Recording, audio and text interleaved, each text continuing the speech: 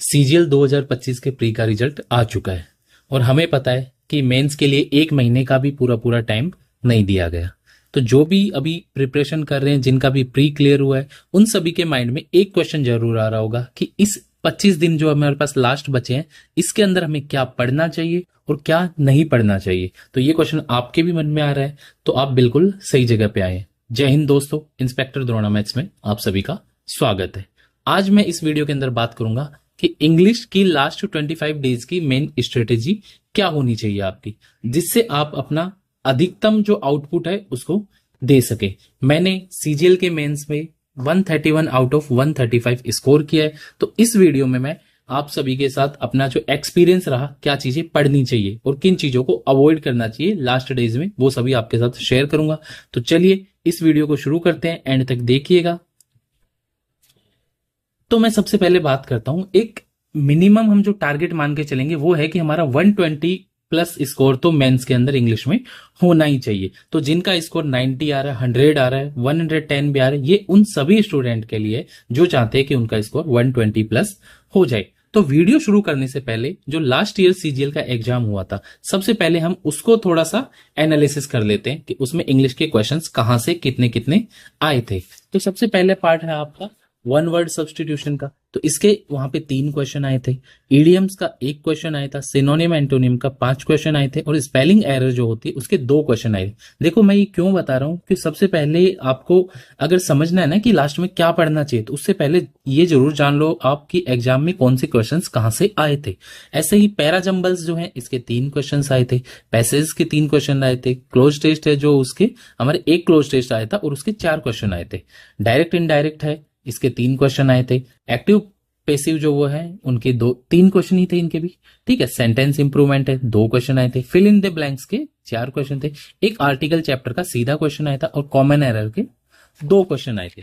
ये बेसिक आपके जो टोटल देखा जाए अगर यहां से, तो हमारे 45 क्वेश्चन है, उनका जो समराइज किया गया है ये सारी चीजें यहाँ पे आई थी। तो अब हमें फोकस किस सेक्शन पे ज्यादा करना है, हम उसकी तरफ चलते हैं। तो देखो सबसे पहले मैं यहाँ पे बात करूं तो मैंने इंग्लिश को 3 पार्ट में डिवाइड किया है। सबसे पहला है ग्रामर, दूसरा है वोकेबलरी और तीसरा है कॉम्प्रिहेंशन।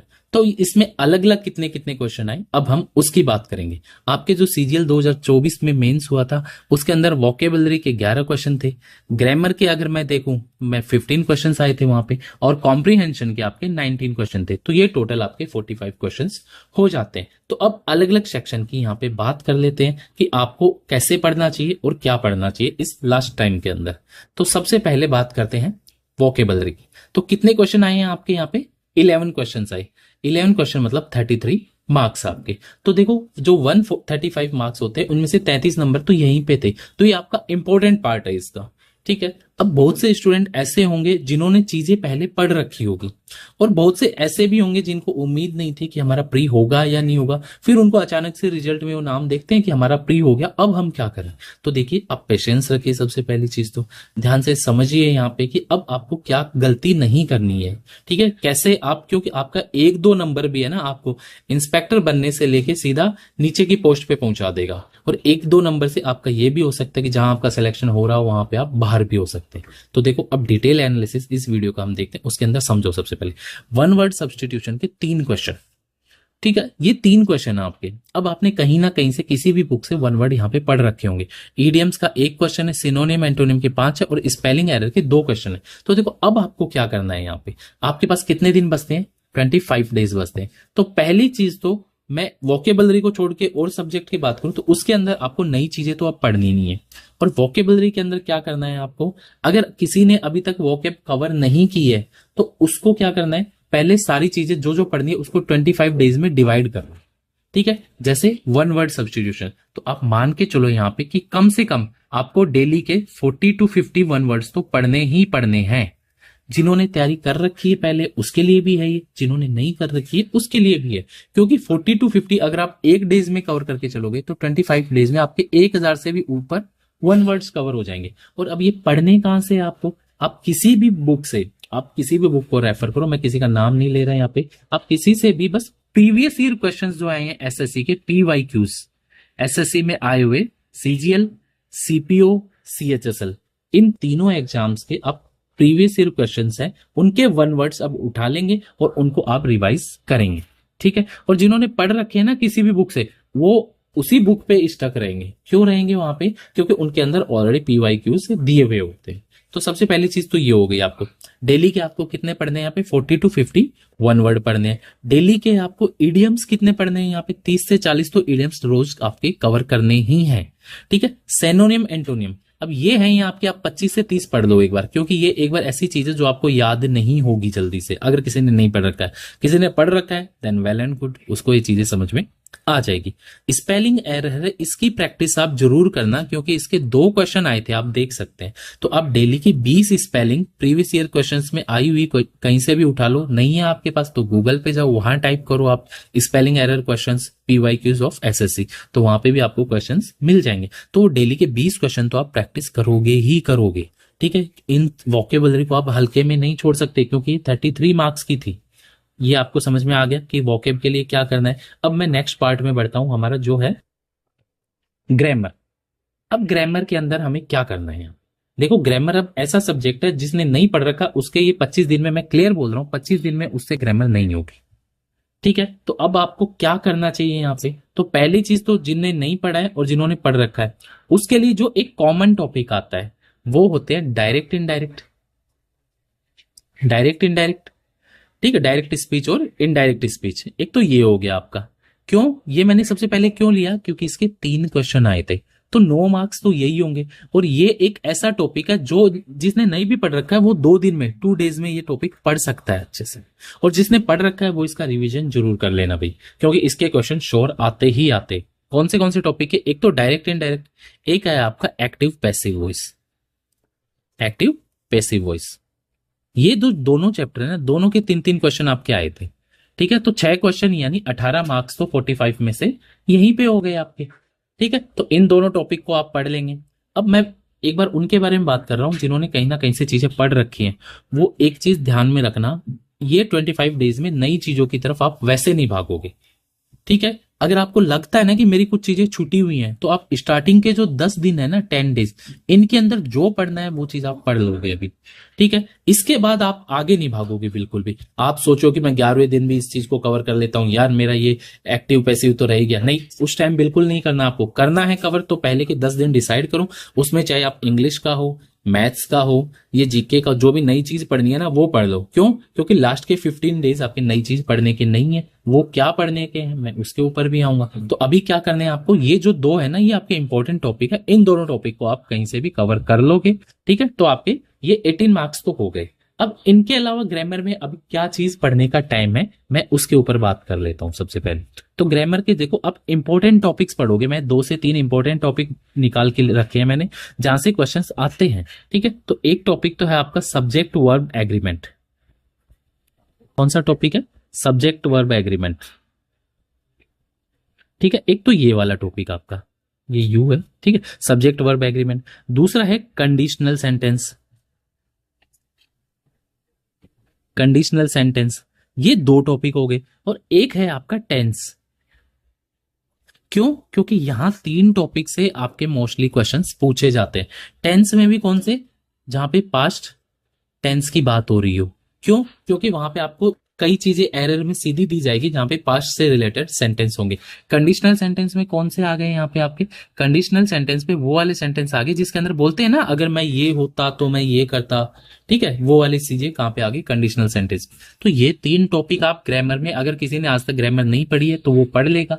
अगर किसी ने पढ़ रखी है तो वो इन 3 टॉपिक को तो पक्का रिवाइज करेंगे। और इसके अलावा अब जिसने पढ़ रखी है ग्रामर, वो रोज डे का, 1 डे का टारगेट रखेंगे आपका कि एक टॉपिक तो आपको कवर करना ही करना है। रिवीजन क्या करना है? एक टॉपिक का रिवीजन करना है आपको रोज, ठीक है। ये बात ध्यान रखो, आप एक टॉपिक रोज रिवाइज करोगे आप। ऐसे करके आप स्टार्टिंग के 15 दिन में आपके सारे टॉपिक्स का रिवीजन खत्म कर लोगे, ठीक है। उसके बाद क्या करना है वो मैं आपको लास्ट में बताऊंगा। चलिए, ये बात होगी आपकी ग्रामर की। यहाँ पे अब नेक्स्ट पार्ट आता है कॉम्प्रीहेंशन, सबसे इंपॉर्टेंट पार्ट। क्यों? क्योंकि सबसे ज्यादा मार्क्स इसी सेक्शन के होते हैं। देखो आपको दिख रहा है 57 मार्क्स, भाई 135 का तो पूरा ही एक पेपर है, उसमें से 57 मार्क्स तो इसी के हो गए। अब कॉम्प्रीहेंशन में क्या करना है आपके, 3 चीजें थी हमारी कॉम्प्रीहेंशन में। क्या क्या था? पैराजंबल था, पैसेज था, क्लोज्ड टेस्ट था। तो देखो पैसेज है इसका, अब आप लास्ट डेज में कुछ नहीं कर सकते। जिसका कॉम्प्रिहेंशन जिन्होंने थोड़ी बहुत पढ़ रखी होगी ना इंग्लिश, वो ही कर रहे हैं इसको। लास्ट डेज में आपको अब ये पैसेज के लिए न्यूज़पेपर पढ़ने नहीं भागना, आपका बिल्कुल ध्यान रखेंगे आप ये, वहां से आपको पैसेज के ऊपर ध्यान नहीं देना अब इतना, ठीक है। आप बस ये कर सकते हैं कि पैसेज निकाल के प्रैक्टिस कर सकते हैं उसकी। मैं बात करता हूं यहाँ पे पैराजंबल की। 2 चीजें हैं आपके पास, पैराजंबल, ठीक है, और एक और है आपका क्लोज टेस्ट। क्यों? क्योंकि इन दोनों के आप देखोगे ना तो जो ये पैराजंबल है इसके 3 क्वेश्चन आए थे, ठीक है, और जो क्लोज टेस्ट थे इसके 4 क्वेश्चन, तो 7 यानी 21 नंबर तो यही हो गए आपके 21 मार्क्स, ठीक है। तो इसके अंदर आपको क्या करना है, अब पैराजंबल में आपको रोज डेली के आप क्वेश्चंस करोगे पैराजंबल के, और कितने क्वेश्चंस करने हैं आपको, रोज 15 से 20 क्वेश्चन पैराजंबल के आपको उठाने हैं प्रीवियस ईयर के, और उनकी डेली प्रैक्टिस करनी है आपको। क्या करने हैं? 15 से 20 क्वेश्चन की आप डेली प्रैक्टिस करो, ठीक है। और मैं क्लोज टेस्ट की अगर बात करूं यहाँ पे, तो ये आप 3 से 4 पैसेज आते हैं ना जो क्लोज टेस्ट के, उनको उठा लोगे तो वो क्वेश्चंस आपके हो जाएंगे यहाँ पे 25 से 30 मान लो आप। ये 25 से 30 क्वेश्चन रोज आप क्लोज टेस्ट की प्रैक्टिस करोगे। तो देखो ऐसे आप करते चलोगे ना, तो आप एग्जाम डे तक 700 से 800 क्वेश्चंस प्रैक्टिस कर लोगे। उससे आपके माइंड में क्वेश्चंस बैठ जाएंगे कि कैसे इनको अटेम्प्ट करना है। तो ये चीज आप डेली करोगे अभी से, ठीक है। अभी से, इससे पहले आपने इंग्लिश की कितनी प्रैक्टिस की है मुझे नहीं पता, पर मैं जिसने की भी है और जिसने नहीं भी की है दोनों के लिए लेके आया हूं ये वीडियो। आपको ये चीज करनी है डेली, 15 से 20 क्वेश्चन तो आपको पैराजंबल के प्रैक्टिस करने हैं, और 25 से 30 क्वेश्चन आपको क्लोज टेस्ट की प्रैक्टिस करने ही करने हैं। ये मस्ट है यहाँ पे, ठीक है। फिर इसके बाद हम आगे बढ़ते हैं। अब हमारे ये तो इतनी चीजें तो हो गई हमारी, अब फाइनल हमें करना क्या है, ओवरऑल, ठीक है। मैंने आपको बता दिया वोकेब में क्या पढ़ना है, मैंने बता दिया आपको ग्रामर में क्या पढ़ना है, कॉम्प्रिहेंशन में क्या पढ़ना है। इसके अलावा अब आपको एक तो रोज 1 फुल मॉक इंग्लिश का, ठीक है, ये आपको देना है, ठीक है। और मॉक में आप एक चीज ध्यान रखेंगे, जितने टाइम का मॉक होता है ना उससे ज्यादा टाइम उसके एनालिसिस को देंगे। क्या करेंगे? उसका एनालिसिस। हमें सबसे बुरी चीज क्या लगती है मॉक दिए हुए की एनालिसिस करना, लेकिन यहां पे आप उसको बिल्कुल नहीं छोड़ेंगे। एनालिसिस पे आप टाइम देंगे, क्या आपने गलत किया, क्यों आपने गलत किया, वो क्वेश्चन आपके सामने अगर वापस आ जाता है तो आप उस क्वेश्चन को कभी नहीं छोड़ेंगे, ठीक है। तो 25 दिन 25 मॉक तो यहाँ पे आपके ये हो गए। तो इन 25 मॉक के क्वेश्चन अगर आपके एग्जाम में आते तो वो आपका गलत नहीं होना चाहिए, वहां पे गलत होता है तो वो आपकी गलती है, ये यहाँ पे होनी नहीं चाहिए। इसके अलावा अगर आपको एक थोड़ी ऑनलाइन प्रैक्टिस करनी है तो मैं गाइड करूंगा आपको कि आपने जो एसएससी सीपीओ के एग्जाम होते हैं ना, उसका आप कोई भी पेपर उठाओ प्री का, सिर्फ प्री का, क्योंकि उसके अंदर 50 क्वेश्चंस किसके आते हैं, इंग्लिश के आते हैं, इंग्लिश के 50 क्वेश्चन आते हैं। तो आप प्री का पेपर उठाओ, उस मॉक को देना नहीं है आपको, उस मॉक को आप पहले सबमिट कर दोगे। क्या कर दोगे? सबमिट कर दोगे। जैसे टेक्स्ट बुक का मॉक आता है, हम क्या कर देते हैं, उसको सबमिट कर देते हैं, फिर वो हमें री अटेम्प्ट का ऑप्शन देता है, री अटेम्प्ट विद एनालिसिस। तो वहां पे आप जाओगे ना, तो पहले क्वेश्चन आप पढ़ोगे, उसके अंदर खुद टिक करोगे तो वो तुरंत बताएगा आपको कि आपने सही टिक किया या नहीं किया। तो ऐसे करके आपको डेली के एक सीपीओ के मॉक की प्रैक्टिस करनी है। वहां पे आपको तुरंत, जैसे आपका कोई वोकेब का क्वेश्चन है, आपने उस पर टिक कर दिया कि नहीं ये वाला मेरा ऑप्शन है, तो वो बता देगा सही है या गलत है। नीचे तुरंत जाके उसका एनालिसिस देख लो कि क्यों गलत है, क्यों सही है, सेम ग्रामर के अंदर करना। तो एक मॉक आपको सीपीओ एसआई का करना ही करना है। देखो मेरा मानना है कि मैं एक हिंदी मीडियम स्टूडेंट हूं, ठीक है, जिसको ये 45 क्वेश्चन है ना, स्टार्टिंग में मैं 15 क्वेश्चन भी अटेम्प्ट नहीं कर सकता। कितने नहीं कर सकता? 15 क्वेश्चंस भी। मैंने वहां से लेके 131 तक का जो स्कोर है ना वो कवर किया है 135 में। तो अगर मैं ये चीज कर सकता हूं तो मेरा मानना है आप भी इसको श्योर कर सकते हो, ठीक है। तो ये आपके लिए मेन जो इंग्लिश की स्ट्रेटेजी थी वो थी। मैंने खुद ने कैसे स्कोर किया, मैं खुद कैसे जीएसटी इंस्पेक्टर बना, तो उसके लिए अगर आपको चीजें जाननी है आप कमेंट कीजिए, मैं और चीजें आपके साथ शेयर करूंगा, मेरा पर्सनल एक्सपीरियंस शेयर करूंगा, ठीक है। तो आप इंग्लिश में अभी ये सारी चीजें कर लेंगे। इसके साथ मैंने मैथ्स की सीरीज चला रखी है जिसमें मैं प्रीवियस ईयर क्वेश्चन पढ़ा रहा हूं, आप उनको जाके जरूर देखेंगे, ठीक है। तो चलिए आज के लिए इतना ही, धन्यवाद। पढ़ते रहिए, आगे बढ़ते